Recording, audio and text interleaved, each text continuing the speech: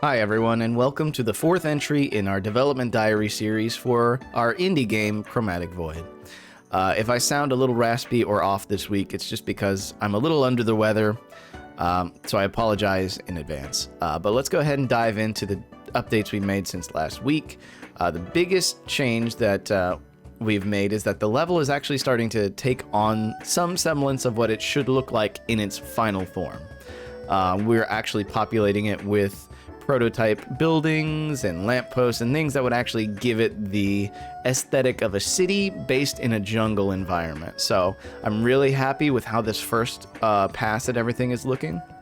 You've got these almost green-esque trees with their door-like, mouth-like doors. It's kind of creepy to me, but I've also had people tell me it's cute, so I will let you be the judge. But it definitely has the correct visual for what we're going for. Same thing with the bamboo lights, poles of bamboo with these neon halogen in there, and it definitely has the right aesthetic for what we're going for.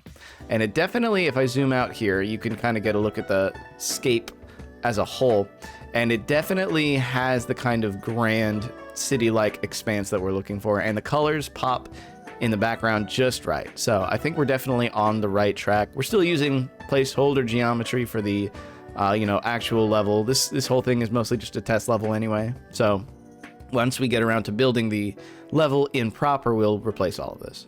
But there you go. So we have our trees, lampposts. We've even tweaked the lighting in here to really just kind of get a good visual for what we're looking for. And then the last big thing is that you'll notice our boy Void here actually has his proper colors. His gloves and scarf are the proper shades of purple and blue and everything, and it looks excellent. It pops very nicely on screen, and his eyes as well. So while this is still the prototype model that was created way back when, we have updated the colors so that we can get a better visual representation of what it's going to look like in its final product. Unfortunately, our 3D artist also fell ill this past week and wasn't able to get around to finishing Void's proper model, but that's okay. At the very least, I love how this one is looking right now, and I think we're on a really good track. So the last thing that I really have to report on this week is a bug. Normally, I like to talk about bug fixes. Unfortunately, I just have a bug this time because as I've looked into it, I have not been able to figure out what the cause of this particular problem might be. So let's get to it. Essentially what happens is, if I can replicate it, whenever you hit this wire under certain circumstances, it seems to it doesn't know which object to cast to, and ends up actually throwing the player at 0, 0, 0 coordinates and basically locking them in place. Normally, I like to get feedback. In this case, I would actually love if we have some Unreal aficionados in the house to take a look at the blueprint and maybe see if something happens to stand out. Let me go ahead and throw up the code here. So the wire dash, that is a code, that is the sequence that we're looking at. So it begins with an event actor begin overlap.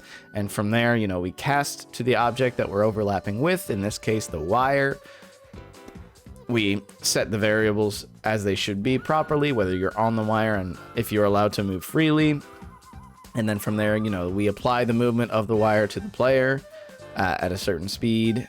And then, once that wire trip is over, it resets the player's rotation, resets their variables, and pops them back off the wire. So that's pretty much it. I'll go ahead and slide that over one more time.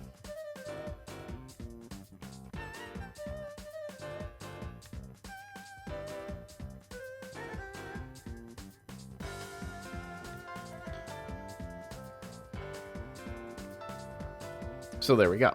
And if anyone gives that a once over and sees anything really out of the ordinary or something that would really clearly be breaking this code, then just please let me know in the comments, or I will also be doing some more research of my own in the meantime. So that is about going to do it for this week. Thank you all for your support. We've had lots of good feedback in the comments about how the project is going, and we're very excited to keep pushing forward. So in the meantime, stay safe, everybody. Try to stay healthy, and we will see you next week.